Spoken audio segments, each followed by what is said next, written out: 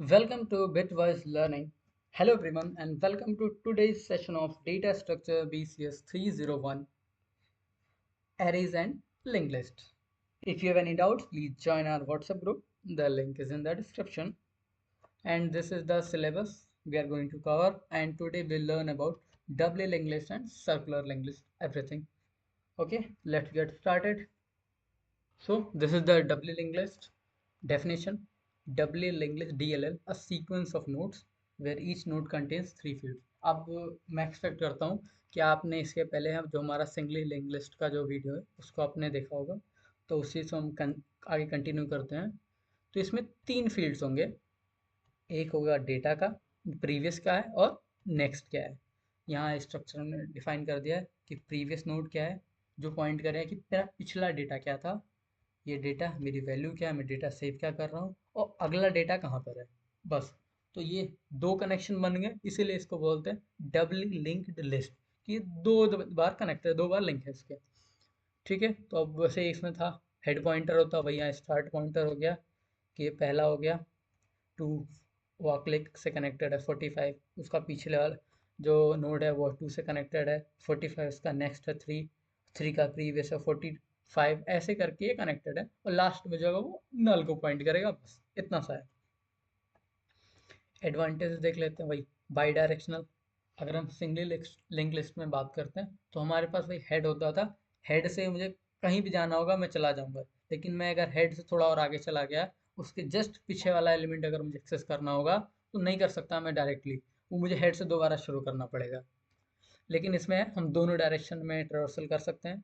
Easy deletion होता है, आपने देखा ही है, ईजिली लिंक लिस्ट में नोट्स आसानी से डिलीट हो जाते हैं, कोई शिफ्टिंग की ज़रूरत नहीं पड़ती। बेटर फ्लेक्सिबिलिटी, काफ़ी इजीली हम डेटा मैनिपुलेशन कर सकते हैं। No need to track previous node. अब उसमें प्रीवियस अगर मुझे नोड की कहीं ज़रूरत पड़ती रहती थी तो मैं इनिशियली समय उसको सेव करते रखना, एक टेम्परेरी वेरिएबल में स्टोर करने की ज़रूरत पड़ती है, लेकिन इसमें ऐसा कुछ नहीं। प्रीवियस चाहिए, करेंट जो उसका प्रीवियस डायरेक्ट वहीं से मिल जाएगा, कोई दिक्कत नहीं है। इसमें भी कुछ ट्रेवर्सल एल्गोरिथम है भाई, फॉरवर्ड ट्रेवर्सल आगे की तरफ और बैकवर्ड, ये दो टाइप के ट्रेवर्सल हैं।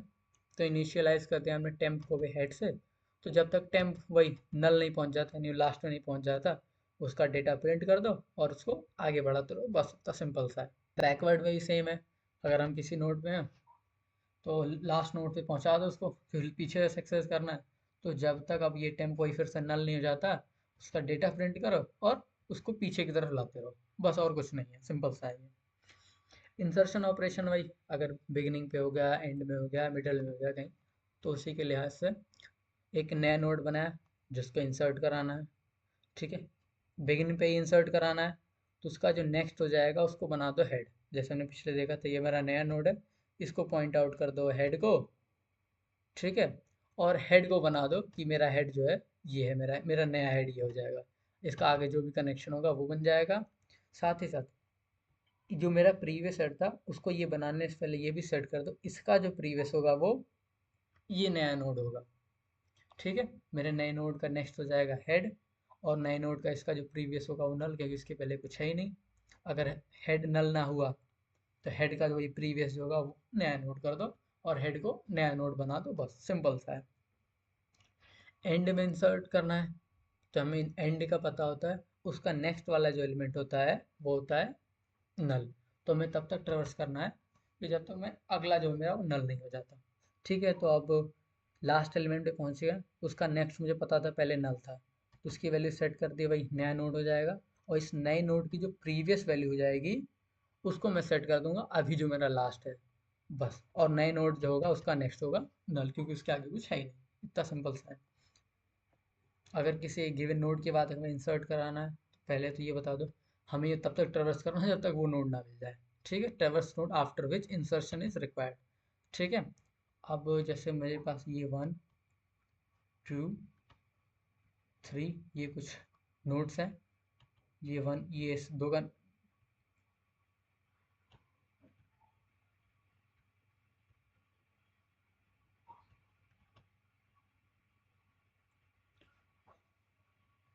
जैसे अब ये हमारे पास एक नोड दिया हुआ है 1 2 3, जिसका अगला जो है वो ये डब्ल्यू लिंक लिस्ट का एग्जांपल ले लेते हैं। ठीक है, अब मुझे एक नया नोड इंसर्ट करना है, 0। मुझे 2 के बाद इंसर्ट करना है, तो तब तक मुझे 2 तक मैं ट्रेवल करूँगा। ठीक है, आ गया। इसका नेक्स्ट में डायरेक्टली, अब जैसे उसमें भी किया था, पहले जो नया है उससे कनेक्शन पहले बनाओ। तो पहले इसका जो नेक्स्ट बन जाएगा वो अभी मेरा जिसके बाद इंसर्ट करना है। ठीक है, अभी मेरा पी टी आर यहाँ पर है, एक पी टी आर वेरिएबल में हमने ले लिया इस, और ये मेरा नया नोड है। इसकी नेक्स्ट की वैल्यू मैं सेट कर दूंगा अभी मैं जहाँ हूँ जिसके बाद मुझे इंसर्ट करना है उसके लिए। ठीक है, तो ये कनेक्शन आप दोनों सेट कर रहे हैं, तो मैं ये कर सकता हूँ, मैं इस कनेक्शन को हटाकर ये कनेक्शन बना सकता हूँ। ठीक है, अब ये कनेक्शन बन गया, और ये वाला जो है इससे ये कनेक्शन ब्रेक करके मैं एक ये कनेक्शन बना दूं, बस सिंपल सा है। नया नोड लिया, उसका नेक्स्ट बना दिया, पीटीआर का नेक्स्ट हो गया, और नए नोड का जो प्रीवियस होगा, हाँ, और इसका जो प्रीवियस बना दिया वो बन जाएगा पीटीआर बन जाएगा। ठीक है, और पीटीआर का नेक्स्ट का प्रीव्यू वही जो हमने किया था, वही पीटीआर के नेक्स्ट का जो प्रीव्यू जो कि ये वाला डायरेक्शन आ रहा था इस तरह से, इसको हमने कट करके बना दिया ये नया नोड।